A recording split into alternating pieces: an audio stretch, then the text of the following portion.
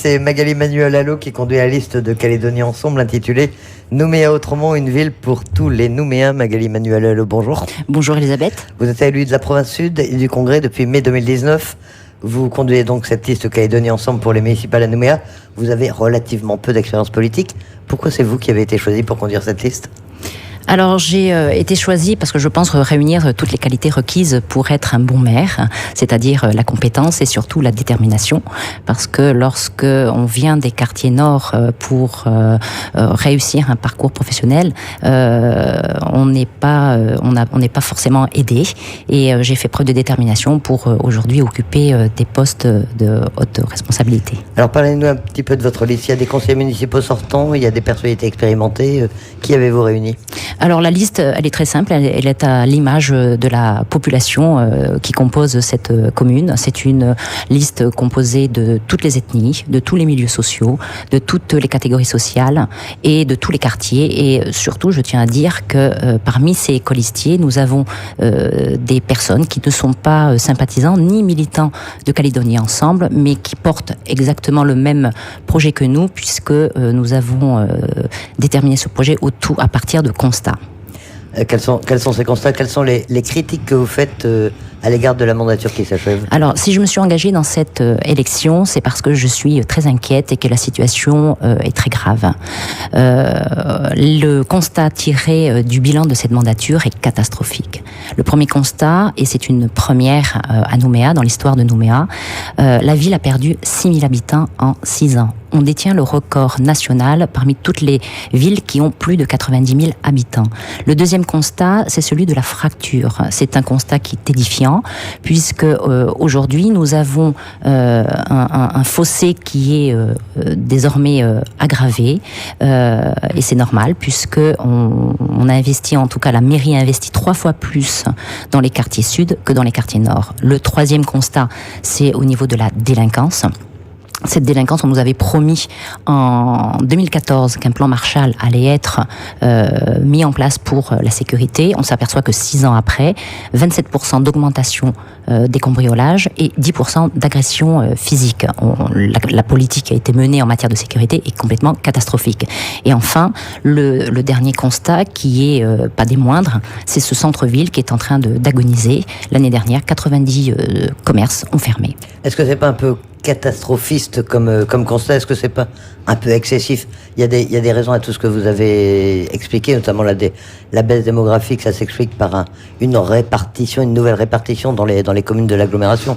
Alors, la répartition dans l'agglomération, elle a été réalisée par contrainte, on va dire, puisque aujourd'hui, il est impossible de se loger à Nouméa. Le foncier est devenu tellement cher que les Nouméens sont obligés de se déplacer vers Païta ou Dambéa. Aujourd'hui, un Nouméen qui travaille à Nouméa n'a pas forcément envie d'aller vivre à Païta et Dambéa. Et aujourd'hui, nous disposons, la mairie dispose de tout le foncier constructible, mais elle n'en fait rien.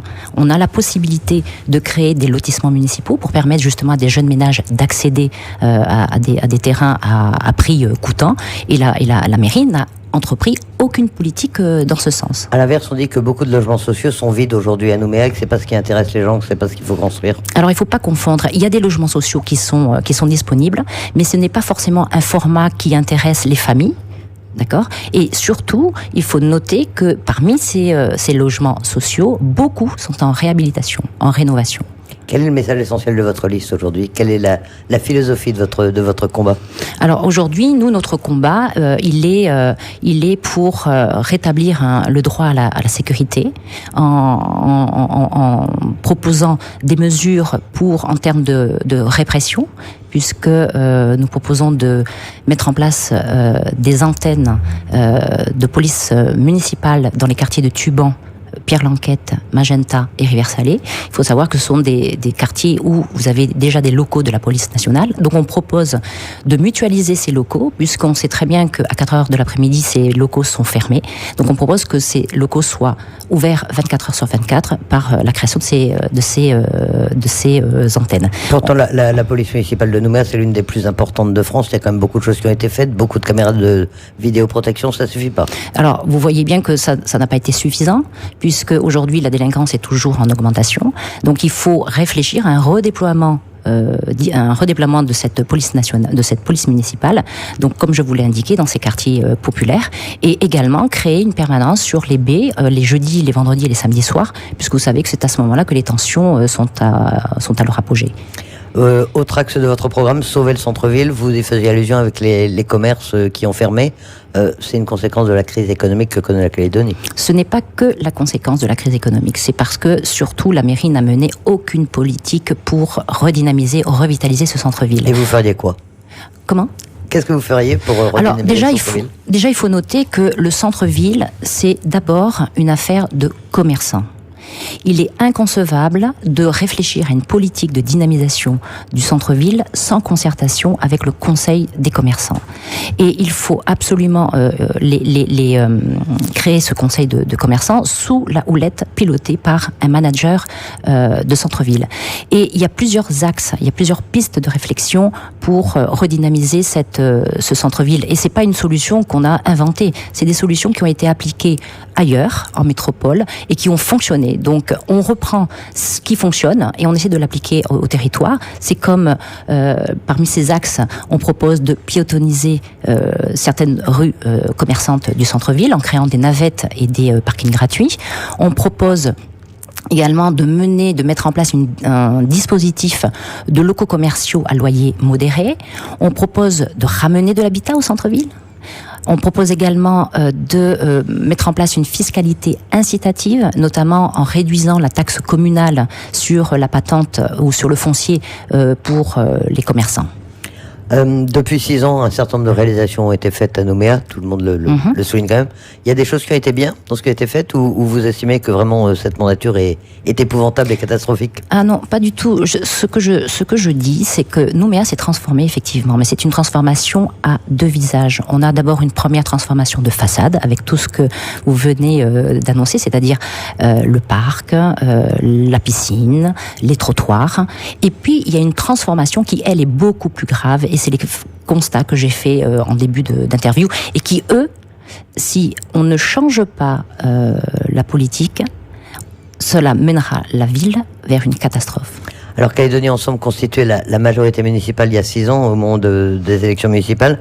Ensuite, il y a eu la scission que tout le monde connaît. C'est pas un peu compliqué dans votre campagne, justement, d'arriver à faire campagne contre le maire actuel, alors que vous aviez été élu, enfin pas vous, mais vos colistiers, un certain nombre de vos colistiers avaient été élus avec elle? Ah, pas du tout, parce que le programme que nous avions défendu en 2014, nous avons repris à notre compte aujourd'hui les mêmes dispositions, sauf que nous avons toujours, tenu nos engagements, alors que Madame Lagarde s'était engagée notamment à réduire la fracture entre les quartiers. Elle les a trahis, puisque 3 fois plus ont été investis dans le sud que dans le nord. Madame Lagarde a promis... Ce sont des chiffres qu'elle conteste. Comment ? Ce sont des chiffres qu'elle conteste, elle. Sur l'investissement, l'investissement entre les quartiers nord et les quartiers sud. Tout à fait, je l'ai entendu sur vos ondes, mais je crois qu'il ne faut pas confondre les chiffres, et il faut être honnête. Lorsqu'elle nous annonce qu'elle a investi beaucoup plus dans le sud, dans le nord, pardon, il serait intéressant qu'elle détaille ces sommes. C'est la mesure phare de votre programme, celle que vous avez envie de dire aux Nouméens pour les faire rêver, les inciter à voter pour votre liste? La mesure essentielle, celle qui vous paraît la plus importante dans votre programme municipal? Les mesures phares de ce programme, c'est en termes de sécurité. C'est de rétablir cette sécurité en menant une politique de prévention digne de ce nom. Aujourd'hui, on est passé de 9 à 14 éducateurs. C'est pas sérieux en 6 ans. Donc, il faut franchement mettre en place cette politique de prévention. En termes de logement, pareil. Si on veut retenir notre population, si on veut la faire revenir, il faut relancer les logements, en tout cas tous les programmes qui ont été abandonnés pendant cette mandature. Il faut créer des lotissements. Il faut ramener, il faut donner envie aux Nouméens de revenir sur la commune. Et l'autre mesure phare, bien évidemment, c'est de réduire cette fracture qui existe entre le quartier sud et les quartiers nord, en réhabilitant les quartiers, en menant des programmes pluriannuels de reprise des trottoirs, de l'éclairage électrique, du mobilier urbain, des abribus. Il y a cette liste à Nouméa pour ces élections municipales. C'est la liste conduite par la maire, qui est votre principal adversaire. Comment est-ce que vous vous situez par rapport à toutes ces listes? Alors moi, mes principaux adversaires, c'est cette délinquance qui augmente, c'est cette fracture qui ne cesse de s'aggraver, c'est ce centre-ville qui est en train de mourir, et c'est ces 3500 familles qui sont en attente de logement. Voilà, ce sont mes vrais adversaires. Comment se passe votre campagne? Comment est-ce que vous la faites? C'est de la proximité? Ce sont des meetings?